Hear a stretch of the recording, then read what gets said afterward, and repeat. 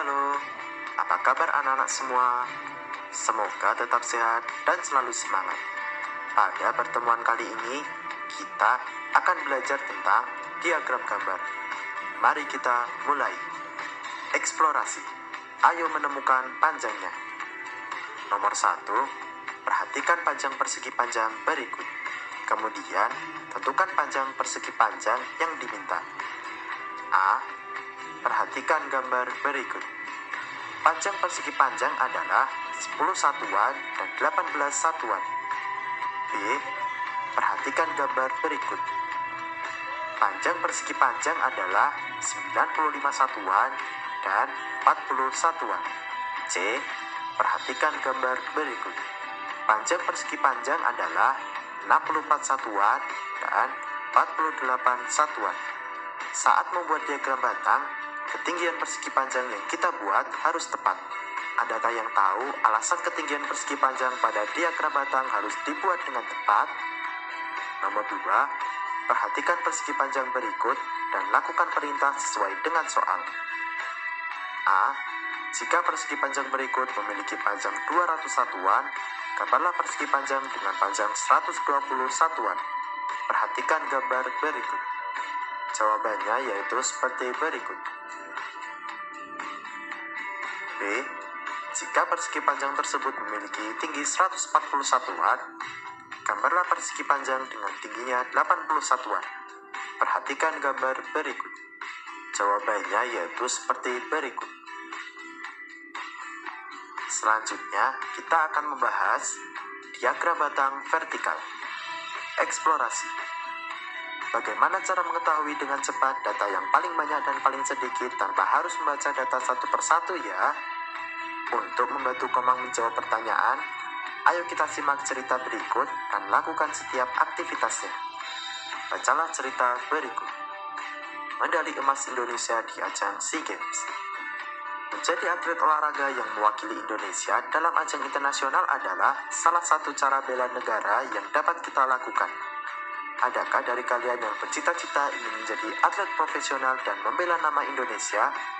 Pernahkah kalian mendengar kata SEA Games?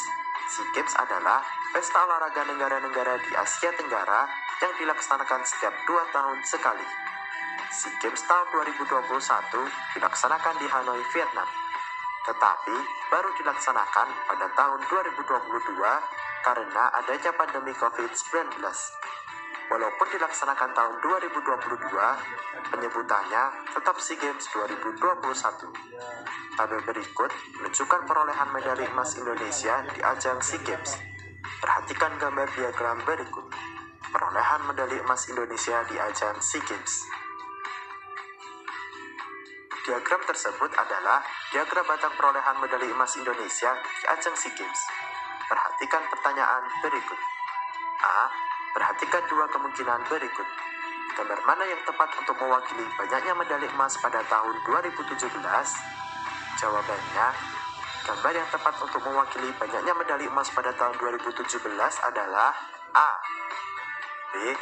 Salin dan lengkapi diagram batang tersebut di buku tugasmu.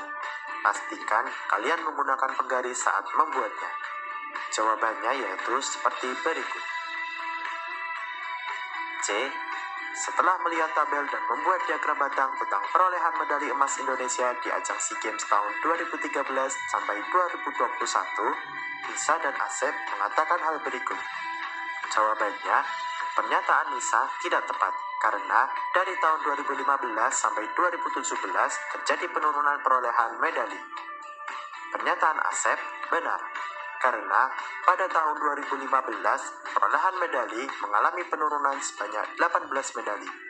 Sementara pada tahun 2017 mengalami penurunan sebanyak 9 medali. D. Pada tahun 2019, Indonesia juga berhasil meraih 84 medali perak dan 111 medali perunggu.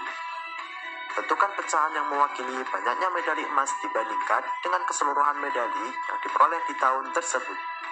Jawabannya, total banyaknya medali yang diperoleh pada tahun 2019 adalah 72 ditambah 84 ditambah 111, yaitu 267 medali.